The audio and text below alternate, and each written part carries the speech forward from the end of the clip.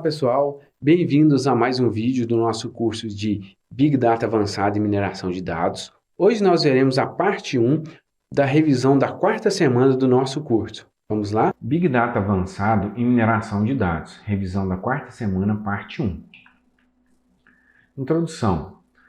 Agrupamento de dados ou clustering ou clusterização. O que é o objetivo da tarefa de agrupamento de dados? É juntar objetos semelhantes em agrupamentos, também chamados de grupos ou clusters. É um tipo de tarefa de aprendizado não supervisionado. Por quê? Porque a gente não tem informação de qual classe que é cada dado.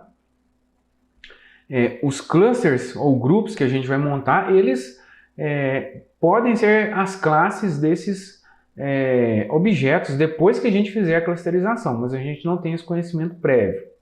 No caso da classificação, que a gente já viu, é uma tarefa de aprendizado supervisionado. Por quê? O conjunto de treinamento possui objetos com a classe já definida para a gente treinar o nosso algoritmo, né? Então tem uma diferença, essa é a principal diferença que a gente tem entre agrupamento de dados e classificação. Quais são as categorias de técnicas de agrupamento? A gente tem os agrupamentos baseados em centroides, onde os elementos são relocados nos grupos até que esses centroides, né, que são as médias de todos os elementos, estabilizem. A gente tem os algoritmos baseados em densidade, onde os grupos são regiões mais densas separadas por regiões menos densas. E a gente tem também os hierárquicos, que trabalham com partições aninhadas de dados. Eles podem usar duas abordagens, a abordagem aglomerativa, onde que eu começo com cada objeto sendo um grupo e vou juntando os objetos mais próximos sucessivamente. E também a abordagem divisiva, que seria o funcionamento oposto. Eu começo com um único agrupamento com todos os pontos e vou dividindo esse agrupamento em grupos menores. O primeiro algoritmo que a gente vai ver é o algoritmo caminhos. É uma técnica baseada em centroide. Ele começa com a seleção aleatória de K elementos como centroides iniciais, ou seja, a gente tem que passar para ele quantos grupos a gente quer formar. Cada elemento é associado ao centroide mais próximo, né? Todos os elementos são associados, cada um ao seu mais próximo. Depois que eu faço isso, eu recalculo os centroides e vou repetir esse processo até que esses centroides não modifiquem mais, né? Os elementos não mudem mais de grupo.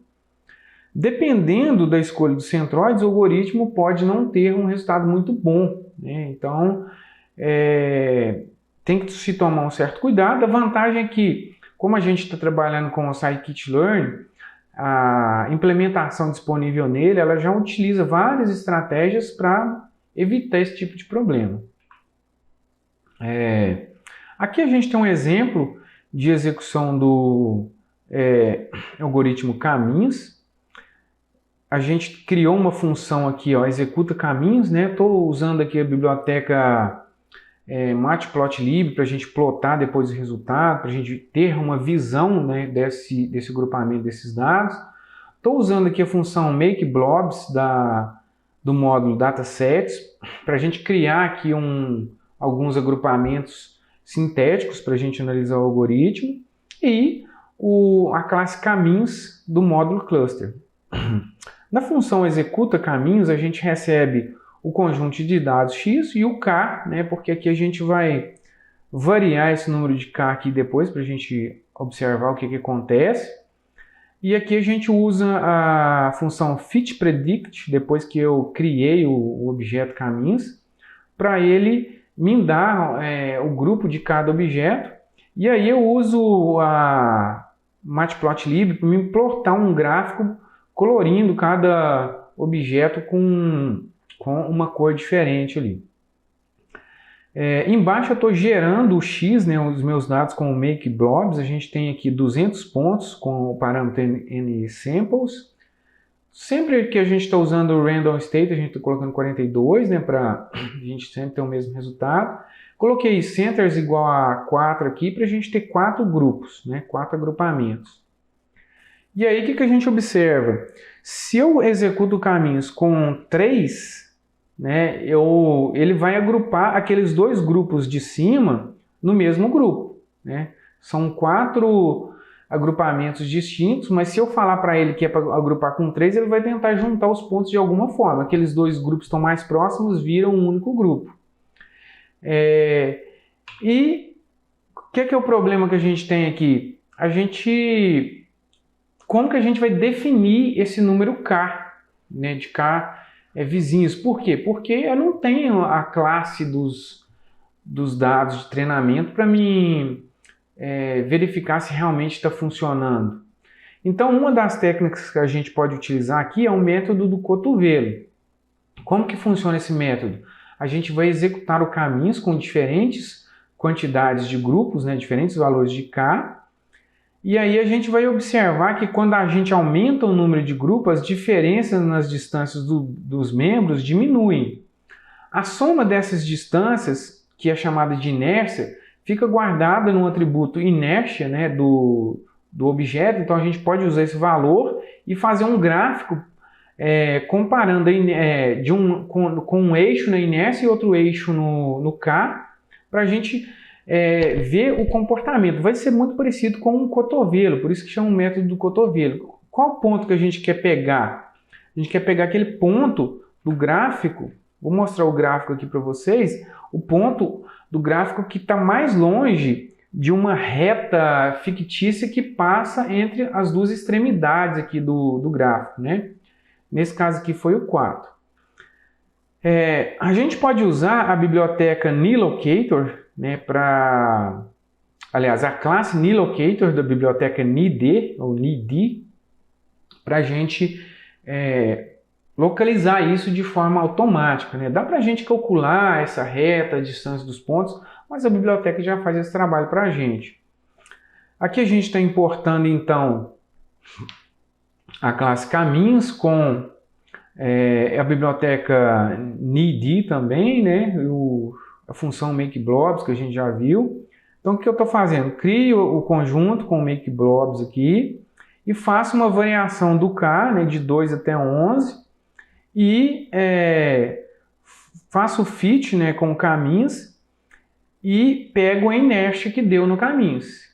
E aí eu vou ter uma lista de valores x, que é o K, né, no eixo x vai ter o valor de K, no eixo y vai ter a inércia, que é esse gráfico que a gente tem aqui, né, ó.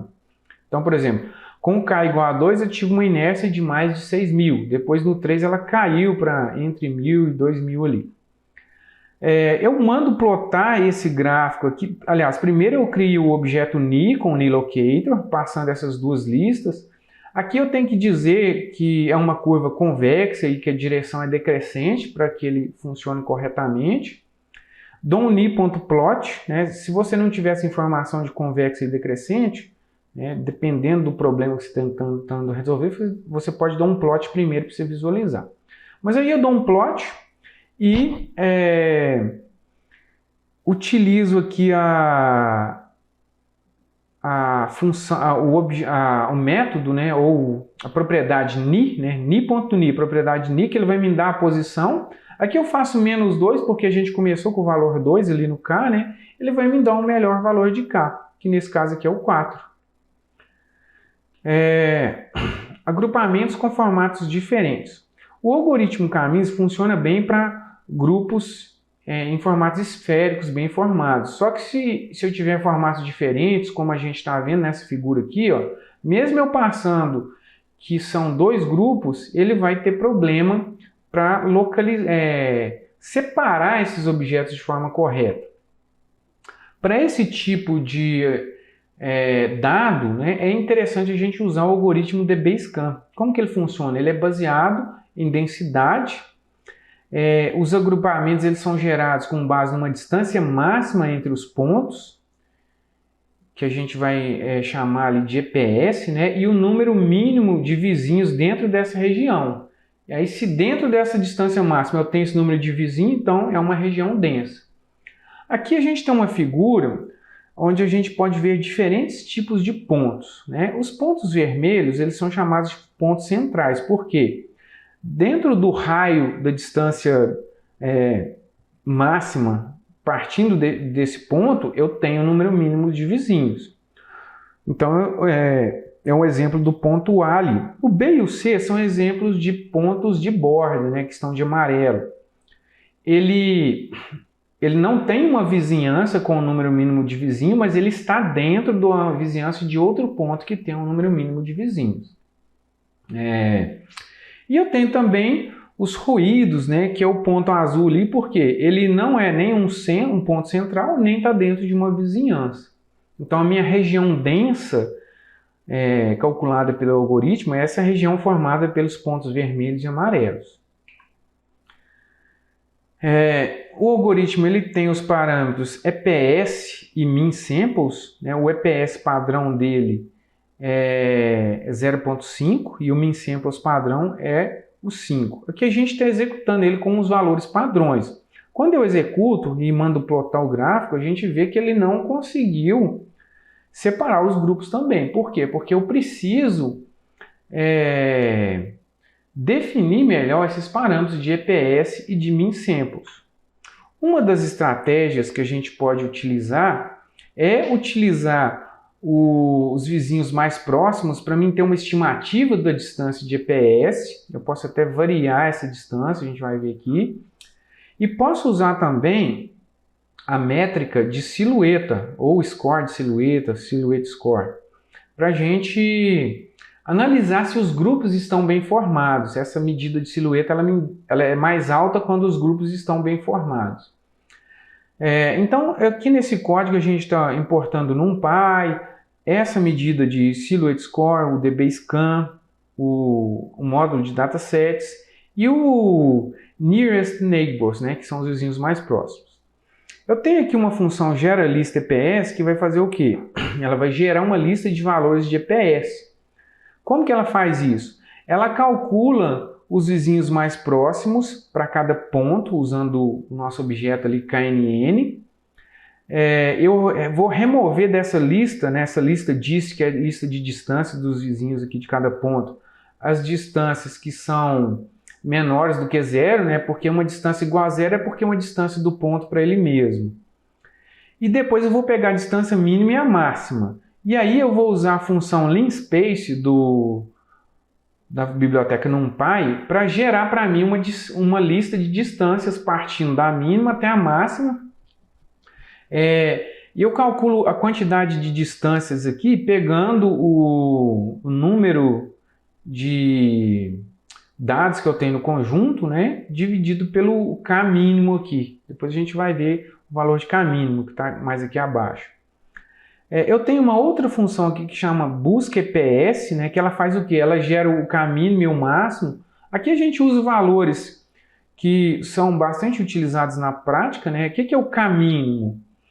É a quantidade de atributos que eu tenho na base de dados mais um. A gente parte desse valor. E o K máximo a gente está pegando o K mínimo vezes 3.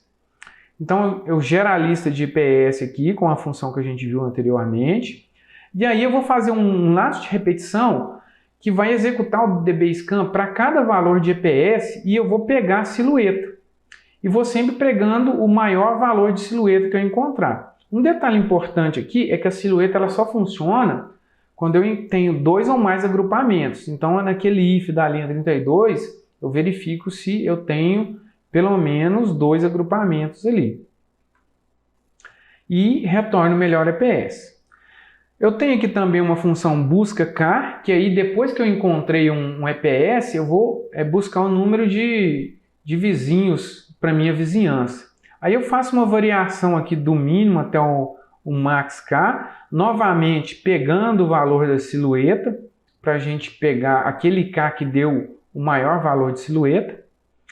E para essa base de dados que a gente tem ali, aquela MakeMoons, que é aquela base de dados com 2 espécies de luas ali, a gente teve como melhor resultado o EPS 0.119 e o melhor K igual a 3. Quando eu executo, né, o dbScan com esses parâmetros otimizados, eu tenho esse gráfico aqui que a gente vê que ele conseguiu pegar o agrupamento relativamente bem, né, que são os pontos de amarelo e verde. Os roxos são os ruídos, né? Então, nesse código aqui que a gente está rodando, estou passando para ele os valores que a gente já determinou de EPS e de min samples, e eu estou usando aqui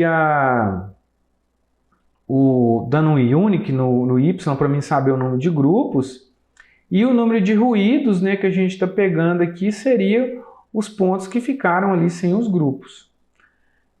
Ou seja, ele coloca -1 nesses dados que estão como ruídos. Então a gente filtra ali o -1.